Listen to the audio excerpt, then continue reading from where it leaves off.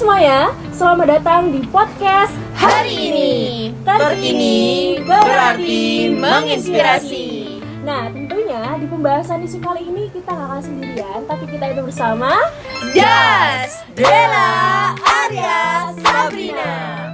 So, untuk memulai langsung aja ke topik pembahasan podcast kali ini. Jadi, podcast kali ini tuh lumayan berbobot lah. Ya, karena pembicaraannya itu perihal concernnya di dunia kerja nih, gitu. Jadi mungkin gimana kalau Sabrina tentang ini? Tapi seru juga sih, karena kan sekarang banyak beberapa berita tuh sedang hangat ngebicarain tentang dunia pekerjaan. Bener sih, beberapa waktu kemarin juga banyak perusahaan yang diperbincangkan dan juga terkena kasus-kasus tertentu. Nah, betul banget, karena perusahaan yang kali ini kita akan bahas itu nggak hanya sekedar perusahaan besar, tapi juga dinaungi oleh pemerintah. Wow, cukup berbobot sekali ya pembahasan kali ini di topik dan podcast kali ini. Gak apa-apa Ar, kapan lagi coba kita bisa ngebahas permasalahan kayak gini kalau nggak di podcast kita. Betul banget. Nah, mungkin tanpa berlama-lama lagi ya, jadi kita akan langsung aja ke pembahasannya. Perusahaan apa sih yang kira-kira terkena kasus ini dan kasus apa yang sedang dialami perusahaan tersebut gitu. Nah, jadi kalau Arya sama Sabrina tahu nih ya, sempat ada kasus di tahun 2023 yang dialami oleh salah satu perusahaan BUMN yang berbentuk persero yang berperan dalam sektor transportasi, dan itu adalah PT KAI. Dan menurut Kompas.com, PT KAI pada saat itu kelolosan seorang pegawai yang diduga memiliki keterkaitan dengan jaringan terorisme. Tentunya permasalahan ini sempat menjadi perbincangan di masyarakat luas karena dari kelalaian tersebut dapat membahayakan banyak orang. Nah, kira-kira nih dari Arya sendiri atau Sabrina tahu nggak perihal kasus PT KAI ini sendiri?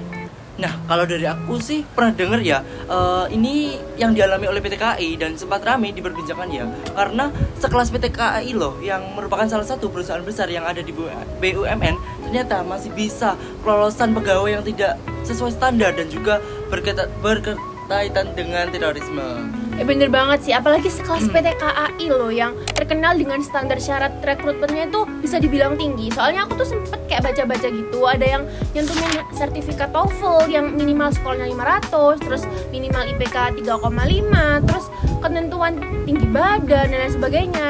Hal itu bisa jadi tanda tanya besar loh, kok bisa gitu loh sekelas BUMN, apalagi sektor transportasi publik harus ada screening ketat banget loh.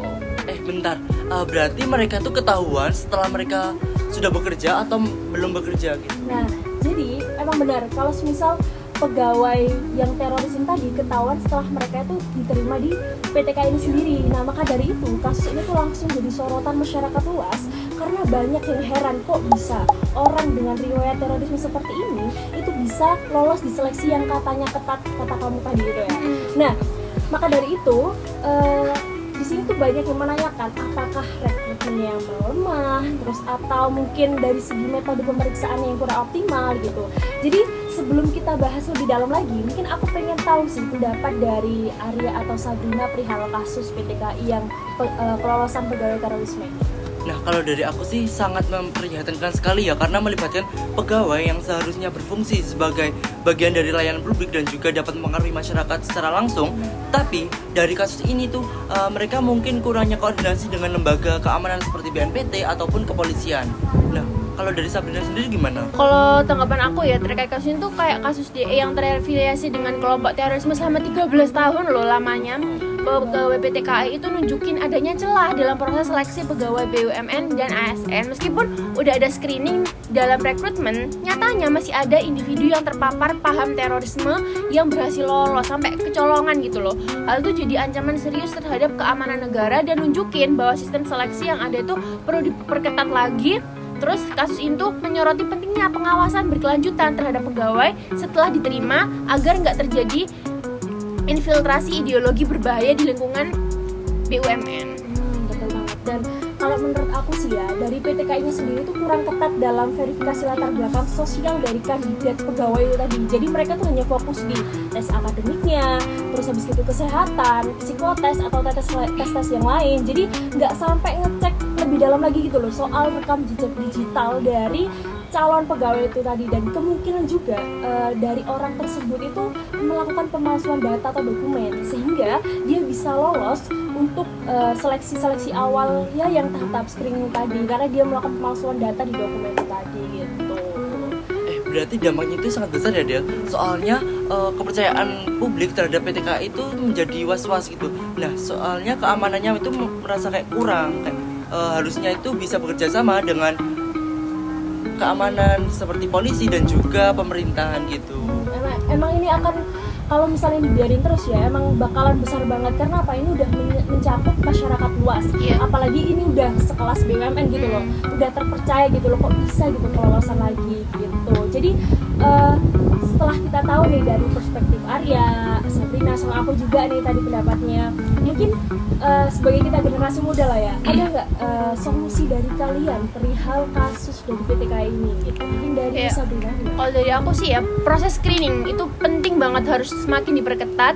Bukan cuman kayak cek rekam jejak di dunia kerja doang, tapi aktivitas digital calon pegawai apakah pernah terlibat dalam propaganda radikal atau enggak, itu perlu banget dipastiin. Kalau dari aku setuju sama pendapat Sabrina. Selain proses screening yang diperketat, kita juga harus ada kerjasama lebih erat dengan antara BUMN, instansi pemerintah, dan juga aparat keamanan seperti Densus 88 dan juga BNPT dalam seleksi pegawai. Nah, mereka punya data metode screening juga yang lebih detail. Jadi, itu dapat mencegah kasus-kasus terjadinya kesalahan pegawai yang terjadi di BUMN.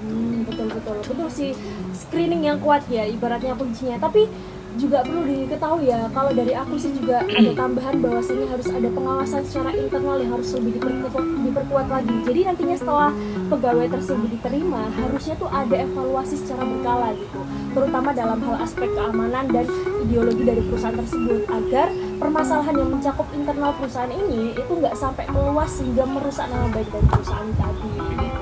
Sama mau nambahin sih, kan juga dilakukan pencegahan lewat edukasi dan sosialisasi bahaya radikalisme, itu penting banget juga. Karena kan pegawai itu diberi edukasi sama pemahaman bahayanya ekstremisme dan gimana cara ngelaporin jika ada indikasi radikal di lingkungan kerja. Dan jangan lupa buat ini ya, mereka tuh harus memberi sanksi terhadap pegawai yang terindikasi atau terlibat dalam kegiatan radikal. Bukan cuma pemecatan saja ya, tetapi kita juga harus ada tindakan hukum yang sesuai dengan tindakan mereka atau tindakan yang mereka jalanin gitu. Jadi gini, berarti bisa disimpulin bahwa intinya tuh emang harus ada perbaikan secara sistemnya nggak sih? Entah itu dari keamanan, ataupun dari secara pengawasannya, atau dari aspek-aspek lainnya gitu. Jadi biar kasus ini tuh nggak bisa kebobolan lagi nggak sih? Betul banget sih, setuju juga gitu. Tapi kalau mungkin ada dari tambahan? Tapi dengan adanya kasus itu juga dapat membuka mata kita kalau ternyata ancaman radikalisme itu nyata dan bisa menyusup ke berbagai lini, termasuk dalam institusi negara. Nah betul banget, apalagi kita bahas seperti ini itu akan ditonton oleh banyak orang, dan juga kita akan menambah wawasan kepada orang-orang supaya tidak ada kesalahan lagi ke depannya, dan sehingga persaingan di dunia Indonesia itu mampu bersaing dengan sehat gitu. Siap, betul banget. Oke, mungkin pendapat dan juga solusi dari kita tadi itu secara nggak langsung ya bisa membuka mata para generasi muda yang di depan, dan semoga aja video kali ini bisa bermanfaat untuk mereka semua. Oke, mungkin sekian dari obrolan dan juga percakapan kami di podcast Hari ini terkini berarti menginspirasi. Oke, jadi sekian dari kita. Terima kasih bagi yang sudah nonton video ini sampai akhir. So, bye!